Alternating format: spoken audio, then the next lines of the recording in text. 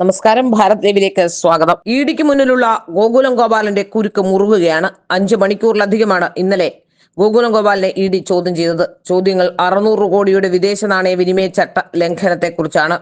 വിദേശ നാണയ വിനിമയ ചട്ട ലംഘനവുമായി ബന്ധപ്പെട്ട കേസിൽ വ്യവസായി ഗോകുലം ഗോപാലിനെ ഇഡി കൊച്ചിയിലെ ഓഫീസിൽ വിളിച്ചു വരുത്തി ചോദ്യം ചെയ്തത് 5 മണിക്കൂറിലേറെ.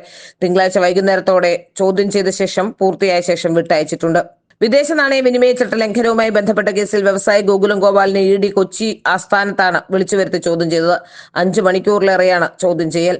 നേരത്തെ നടന്ന റെയ്ഡിൽ 600 കോടിയോളം രൂപയുടെ വിദേശ നാണയ വിനിമയ ചട്ട ലംഘനവും 1.5 കോടിയോളം കണക്കിൽപ്പെടാത്ത തുകയും കണ്ടെത്തിയതിനെ ചുറ്റിപ്പറ്റിയായിരുന്നു ഇഡിയുടെ ചോദ്യങ്ങളേറെ എന്നാണ് സൂചന.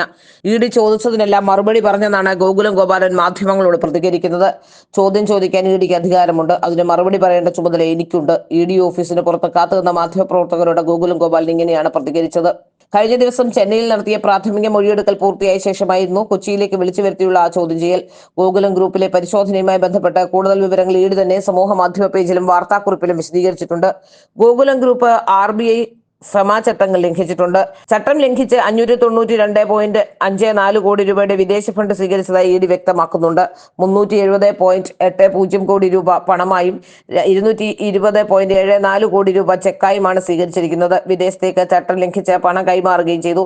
പിടിച്ചെടുത്ത രേഖകൾ ഇപ്പോഴും ഇഡിയുടെ പരിശോധന തുടരുകയാണ്. ഗോകുലം ഗോപാലിന്റെ ചെന്നൈയിലും കോഴിക്കോടുമുള്ള വീടുകളിലും ഓഫീസുകളുമായി 5 ഇടങ്ങളിൽ ഇഡി പരിശോധന നടത്തിയിരുന്നു. ചെന്നൈയിലെ ഓഫീസ്, വീട്, കോഴിക്കോട്ടെ കോർപ്പറേറ്റ് ഓഫീസ്, ഗോകുലം മാൾ എന്നിവയിലെല്ലാം റെയ്ഡ് നടത്തുകയും ചെയ്തു. ഏതായാലും വലിയ കുറ്റകൃത്യം നടന്നിരിക്കുന്നു എന്ന തരത്തിലുള്ള സൂചനകൾ തന്നെയാണ് ഇപ്പോൾ പുറത്തു വരുന്നത്.